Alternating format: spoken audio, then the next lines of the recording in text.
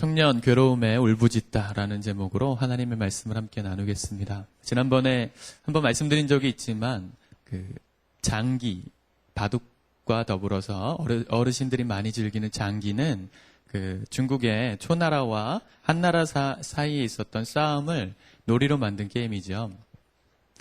초나라, 한나라 이 두 나라 사이의 전투를 담은 소설이 초한지입니다. 읽어보신 분 계십니까? 초한지. 예. 읽어보세요. 참 재밌습니다. 이 초나라 왕은 항우였고, 항우라는 사람이었고, 한나라의 왕은 유방이라는 사람이었습니다. 진나라를 단 한숨에 제압해버리고, 나라를 통일해버렸던 명장, 이 항우, 초나라의 항우는 누가 봐도 호걸이었습니다. 멋진 명마, 추라는 말이 있었고, 사랑하는 애인, 우민이라는 사람이 있었습니다.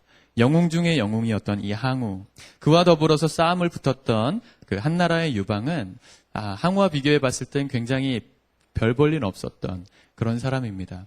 누가 봐도 전쟁은 초나라의 승리로 끝날 거라고 생각했는데 결과는 항우의 승리로 끝났습니다.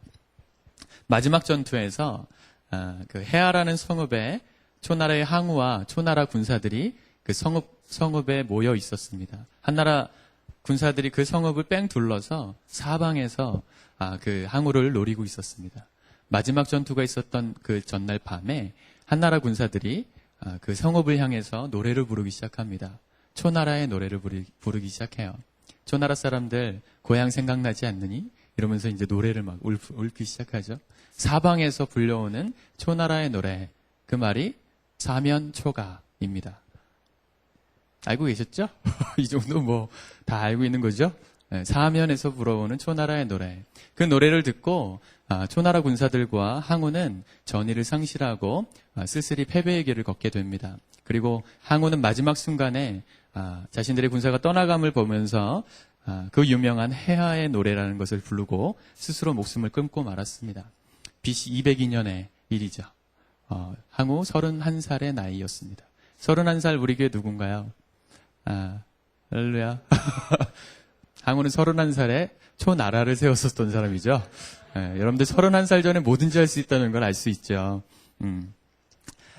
오늘 함께 읽었었던 102편의 말씀은 굉장히 긴 말씀을 우리가 함께 읽었습니다. 제가 몇 말씀만 뽑아서 읽어도 되겠지만 일부러 길게 읽은 겁니다. 기억이 나세요? 내용이? 난리가 없죠. 지금 시편 102편에서의 시인은 자기의 기도를 하나님께 드리고 있는 겁니다. 근데 그 기도의 제목을 알 수 있는 이 시편의 제목이 있어요. 히브리 성경에 보면 제목들이 다 시편마다 달려 있는데 이런 겁니다. 고난당한 자가 마음이 상하여 그의 근심을 여호와 앞에 토로하는 기도를 지금 드리고 있는 거예요. 고난당한 자가 마음이 상해서 하나님께 기도하고 있는 것, 그 기도가 오늘 102편에 나와 있는 겁니다. 1절부터 11절까지 보면 시인이 어떠한 마음과 상태로 하나님께 부르짖고 있는지를 알 수 있어요. 하나님 앞에 힘들다고, 하나님 고통스럽다고, 하나님 내가 먹지도 못할 만큼 힘들다고 하나님께 울부짖고 있죠. 우리도 그런 날 있지 않습니까? 하나님, 정말 사면초가의 상황에서 초나라 항우가 느꼈던 것처럼 오늘 시인이 고통스럽게 부르짖고 있는 것처럼 앞뒤가 꽉 막힌 것 같은 그 사면초가의 상황을 만날 때 우리도 이렇게 답답한 심정을 누구에게 하소연하고 싶은 때가 있지 않습니까? 이번 한 주가 그러지 않으셨습니까? 시험 보셨던 우리 청년들 고통스럽지 않으셨습니까? 아직도 안 끝난 우리 승현 형제는 아직도 고통 가운데 있을 거라 생각합니다. 하나님 앞에 우리가 그렇게 괴롭게 부르짖고 있었던 그때 우리 누구에게나 있는 때입니다. 우리 진우 형제가 군대 생활하고 있지만 고통스러울 때가 있지요. 정말 고통스러운 사람, 고통을 주는 사람도 있고 인생을 살아가다 보면 괴로움에 울부짖는 날이 누구에게나 있다는 것이죠. 오늘 시편은 그 우리들의 마음을 대변해주고 있는 시편이에요. 그런데 재밌는 것은 11절까지 그렇게 하나님 앞에 하소연하듯 기도하던 시인의 고백이 12절부터 조금씩 바뀌어가고 있음을 봅니다. 괴로움에 울부짖던 기도가 변해서 영광스러운 하나님, 그 위대하신 하나님을 찬양하는 기도로 바뀌어가고 있어요. 과연 이 괴로움 가운데 울부짖던 시인의 고백이 하나님을 찬양하는 찬송으로 바뀔 수 있었던 그 이유는 과연 무엇이었을까? 오늘 저는 그것에 대해서 함께 살펴보기를 원합니다. 저는 오늘 본문 말씀에서 가장 중요한 말씀 한 구절을 뽑으라 그러면 17절 말씀을 들 수 있을 것 같습니다. 우리 17절 말씀을 한번 띄워주시면 같이 한번 읽어보겠습니다. 같이 한번 읽어봅시다. 시작. 여호와께서 빈궁한 자의 기도를 돌아보시며 그들의 기도를 멸시하지 아니하셨도다.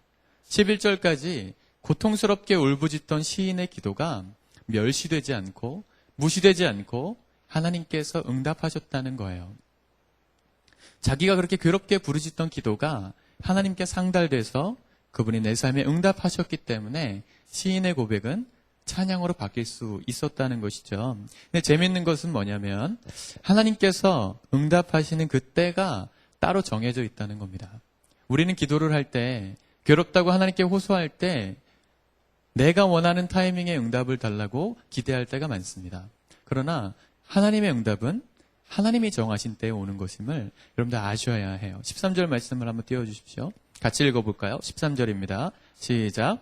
주께서 일어나사 시온을 긍휼히 여기시리니 지금은 그에게 은혜를 베푸실 때라 정한 기한이 다가오미니이다. 무슨 말씀입니까? 하나님께서 은혜를 베푸실 그때가 따로 있다는 거예요. 정한 기한이 있어요.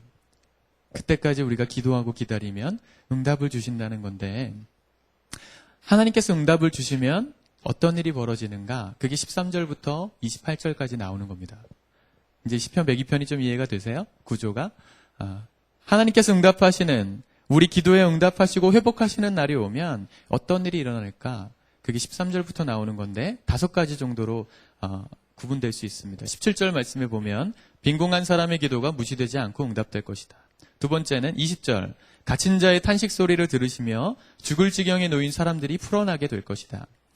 세 번째는 21절입니다. 민족들과 나라들이 모여 여호와를 섬기게 될 것이다. 네 번째는 23절부터 27절까지 그날은 천지 만물이 모두 없어지겠지만 우리 주님은 영원히 계실 것이다. 또 그때가 되면 마지막으로 주님의 자녀들이 항상 안전히 거주하고 그 후손들도 주 앞에 굳게 될 것이다. 그게 28절까지의 말씀이죠. 재밌습니다. 여러분들이 삶 가운데 이런 놀라운 하나님의 은혜로 말미암은 일들이 일어나기를 소원하십니까? 내 삶의 고난이 그치고 하나님이 축복하실 수밖에 없는 그 놀라운 삶으로 우리가 다 서길 원하죠. 근데 그때가 있다는 거예요. 그러면 우리가 그때가 되기까지 우리가 해야 될 것은 무엇인지 그것이 중요하지 않겠습니까?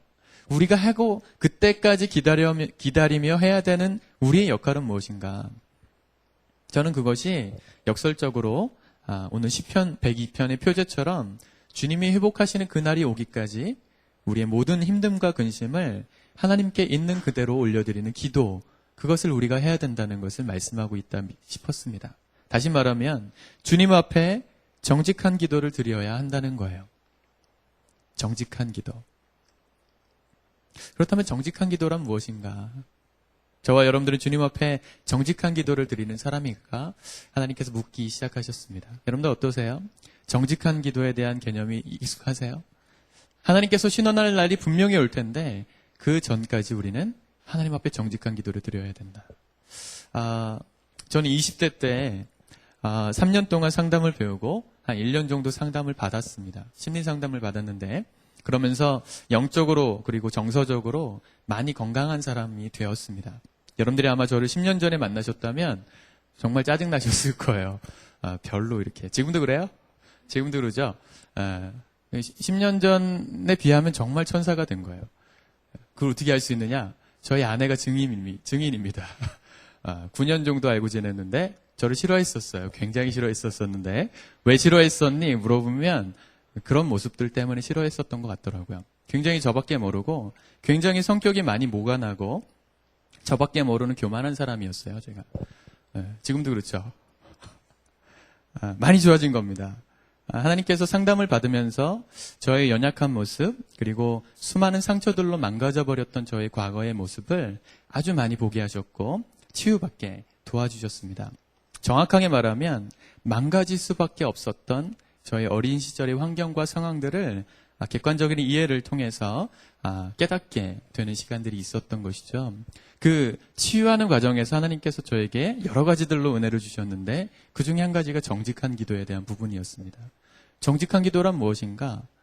쉽게 말하면 내 마음에 있는 그대로의 마음을 하나님께 고백할 수 있는 기도가 정직한 기도예요. 제가 이때 어린 시절에 제가 눈물이 별로 없는 아이였는데 지금도 별로 없죠. 저는 남자라서 그런 줄 알았어요. 제가 상남자니까 이렇게 나 눈물이 없는 거구나 이런 생각을 했는데 아니더라고요. 상담을 받다 보니까 어린 시절에 어떤 사건 때문에 제 감정이 완전히 깨져버렸던 사람이었음을 발견했어요. 그 상담자 전사님이 하루는 저에게 질문을 하셨습니다. 우리 전도사님 인생에 있어서 가장 먼저 떠오르는 기억이 뭡니까? 최초의 그 자극에 대해서 물어보셨는데 저는 그 질문을 받았을 때 떠올랐던 한 사건이 분명히 떠올라 있었습니다. 한 5살 됐던 쯤에 제가 마당에서 막 울고 있었습니다. 제가 어렸을 때 눈물이 되게 많았어요. 그래서 짜증도 많고 눈물도 많아서 땡강 부리면서 막 우는 그런 밉상이었거든요. 좀 달래고 이러면 그쳐야 예쁜데 계속 우는 그런 밉상이었어요. 그날도 제가 막 울고 있었어요.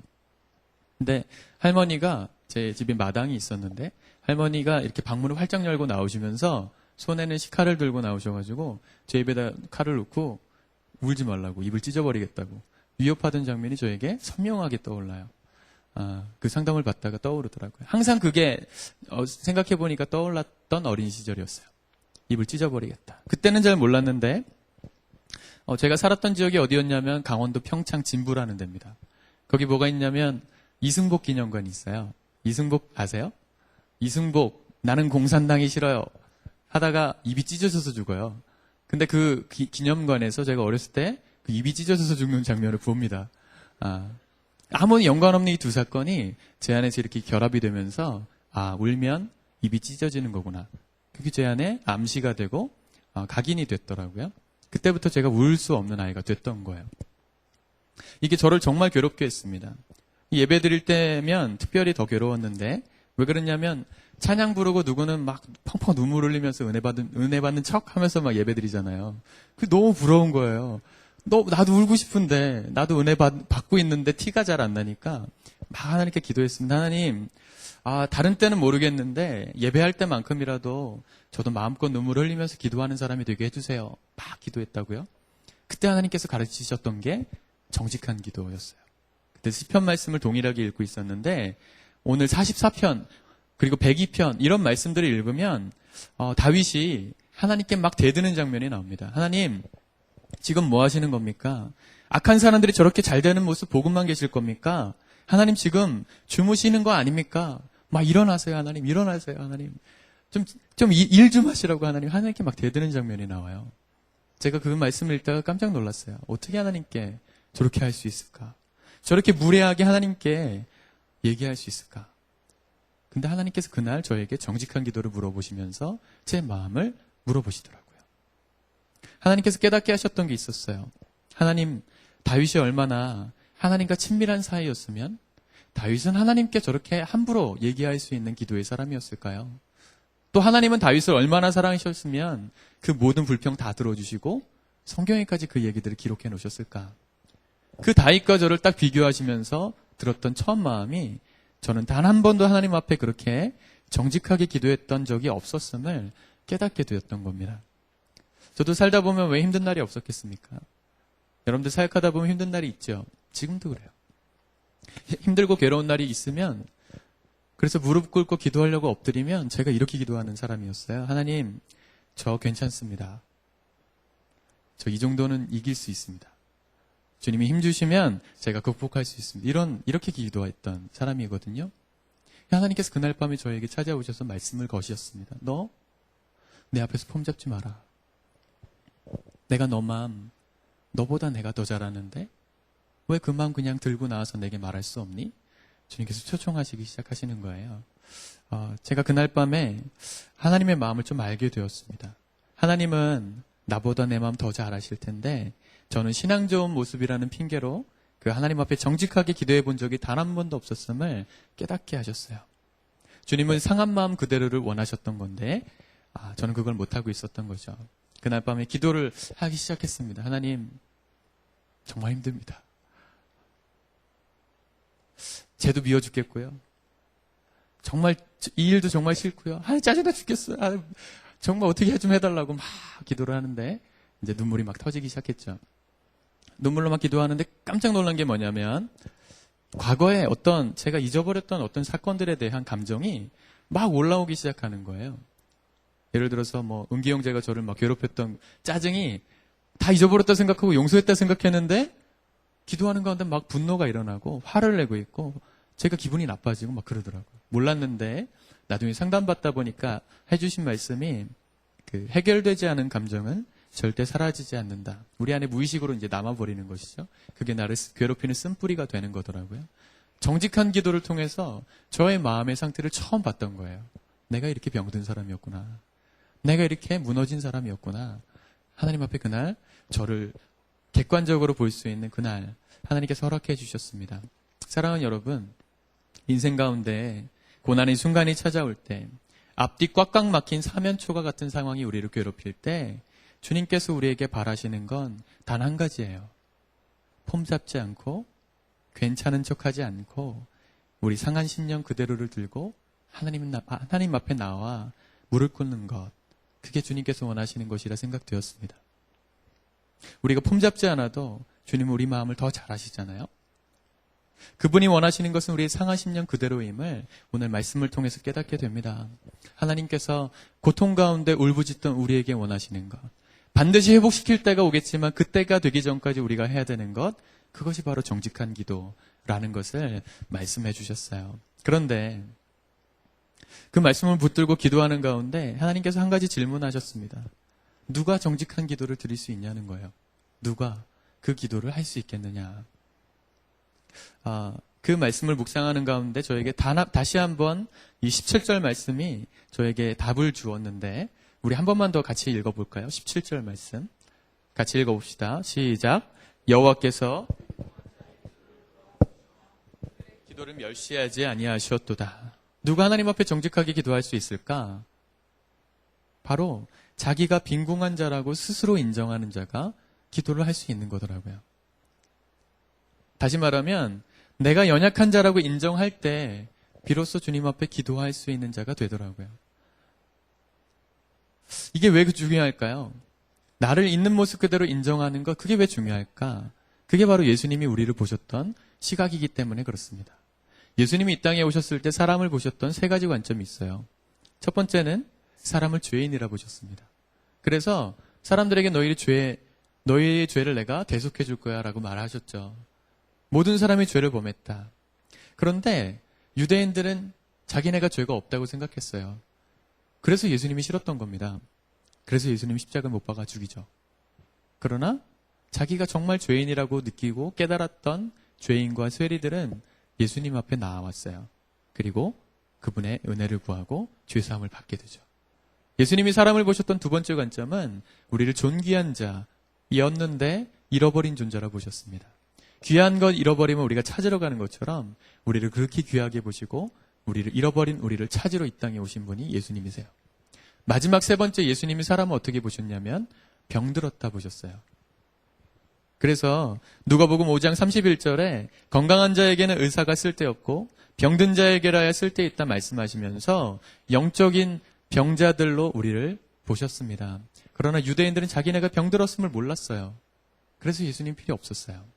그러나 정말 자기가 병들었음을 인정하고 알았던 사람들, 예수님 앞에 나와 다 치유받고 고침을 받았죠. 사랑하는 여러분, 오늘 우리에게 주신 하나님의 말씀이 이거예요. 예수님이 필요한 사람이 되는 그때가 언제입니까? 내가 죄인이라고 믿고, 내가 귀하다고 믿고, 내가 잃어버린 사람이라고 믿을 때, 내가 병들었다고 믿을 때 하나님이 필요해지는 겁니다. 누가 기도할까요? 여러분들 언제 기도하십니까? 내가 정말 힘들고 위기 가운데 빠졌다고 생각하는 사람이 기도를 하지 않겠어요? 정말 내가 기도가 필요하다고 절실한 그런 상황이라고 여기는 사람이 하나님 앞에 엎드리지 않겠어요? 나를 온전히 인정할 때 하나님 내가 병들었습니다. 하나님 내가 정말 괴롭습니다. 인정할 때 우리 정직한 기도를 드릴 수 있다는 것이죠. 제가 상담을 받으면서 제일 어려웠던 점이 이것을 인정하는 것이었습니다. 제 안에 있는 연약함, 그걸 인정하는 거였어요. 저는 예전에 아까도 말씀드렸지만 성격이 별로 안 좋아가지고 저밖에 잘 몰라가지고 누가 저 이렇게 공격하는 말투 비슷하게만 하면 제가 막 대들고 따지고 먼저 막 그랬던 사람이에요. 그래서 사실은 제 연약하다고 말하는 걸 제일 싫어했어요. 제가 설교 가운데 암암리에 제가 심심치 않게 하는 말 중에 저는 사랑이 별로 없는 사람입니다. 이런 얘기 하잖아요. 근데 누가 그 얘기를 예전에 저에게 해주면 너무너무 짜증나는 거예요. 나도 아는데 그걸 인정하기가 싫은 거죠. 근데 그걸 인정할 때부터가 치유의 시작이더라고요. 상담은 그런 거예요. 내가 병들었다고 인정하는 사람이 상담을 찾아오는 겁니다. 내가 힘들다고 생각하고 인정하는 사람이 하나님을 찾는 거예요. 사랑하는 청년들, 여기 앉아 계시는데 여러분들의 삶 가운데 지금 예수님이 필요한 삶입니까? 오늘 내가 예수님 앞에 무릎 꿇어야 될 이유가 있는 사람들입니까? 그렇게 인정하세요? 제가 예전 교회에서 청년 예배를 드리고 예배를 마치고 다 패하고 삼삼오오 모여가지고 청년들이 막 얘기를 하고 앉아 있어요.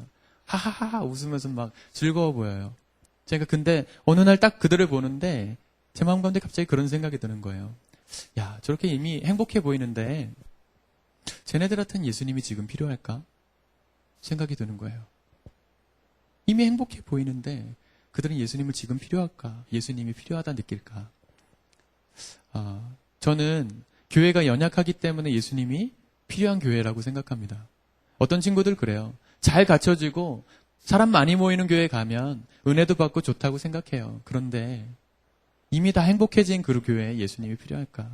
물론 그 교회도 예수님이 필요하지만 우리가 연약하고 찌그러져 있기 때문에 우리의 연약함을 들고 하나님 앞에 나아가서 기도할 수 있는 교회, 그게 진짜 주님께서 기뻐하시는 교회 아닐까 생각해 보았습니다. 고린도 교회가 문제가 많았던 교회입니다. 별의별 문제가 다 있었습니다. 그런데 그 교회에 이상하리만큼 성령의 역사가 많이 일어났어요. 왜 그랬을까?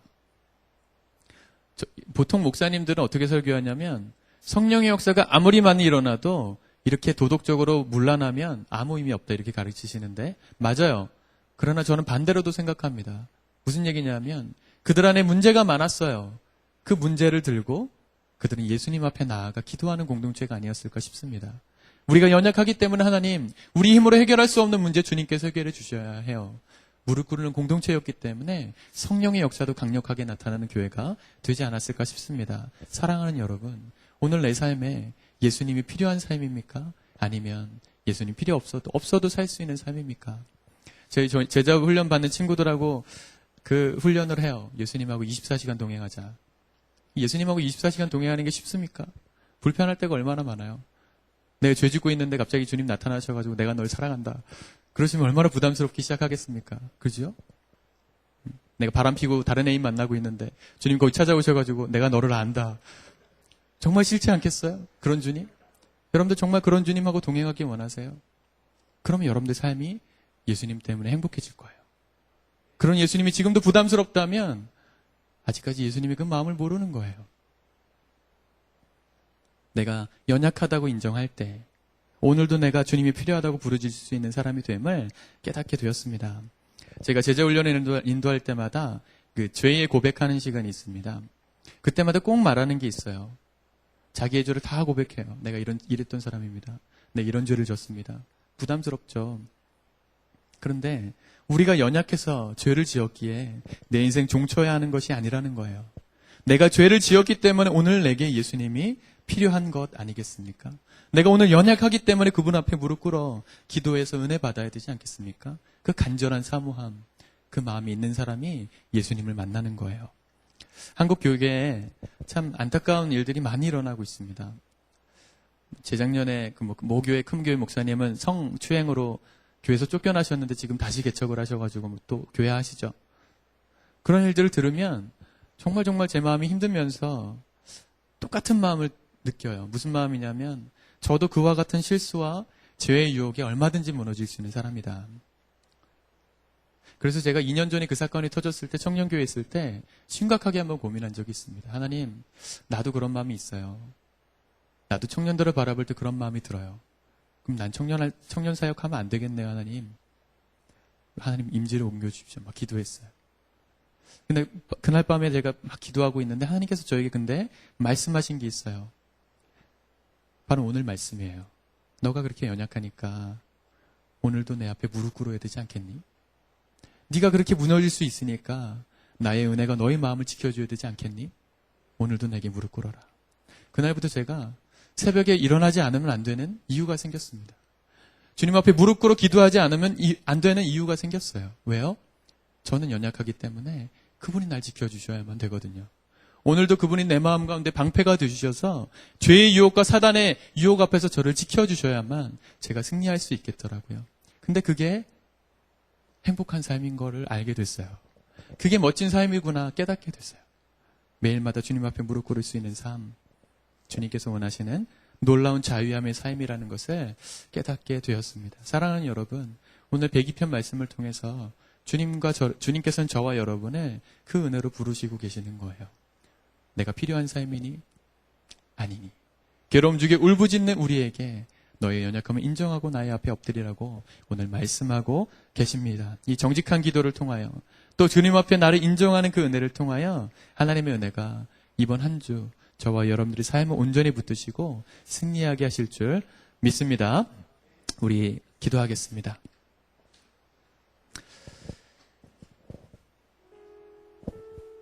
오늘 이 시간에 우리가 좀 정직하게 기도했으면 좋겠습니다. 오늘 기도를 좀 오래 했으면 좋겠습니다. 주님께서 우리에게 이 시간 원하시는 것 단 한 가지입니다. 우리의 상한 마음 그대로를 들고 주님 앞에 무릎 꿇는 거예요. 주님, 우리의 있는 모습 그대로의 기도를 받기를 원하세요. 주님은 내 마음을 아시고 볼 수 없는 상처도 만져주시고 우리를 아시고 이해하시는 분이십니다. 우리 이렇게 기도해 보지 않겠습니까? 주님, 오늘도 저에게 주님의 은혜가 필요합니다. 내가 죄를 지었기 때문에 주님의 은혜로 용서함을 받아야 합니다. 하나님, 내가 여전히 연약하기 때문에 오늘 주님께서 나의 삶을 위로해 주셔야 됩니다. 주님, 이 시간 내 안에 고통 중에 울부짖을 수밖에 없는 나의 삶을 회복시키시고 위로하여 주시옵소서. 우리 통성으로 다 함께 기도하도록 하겠습니다. 함께 기도합시다.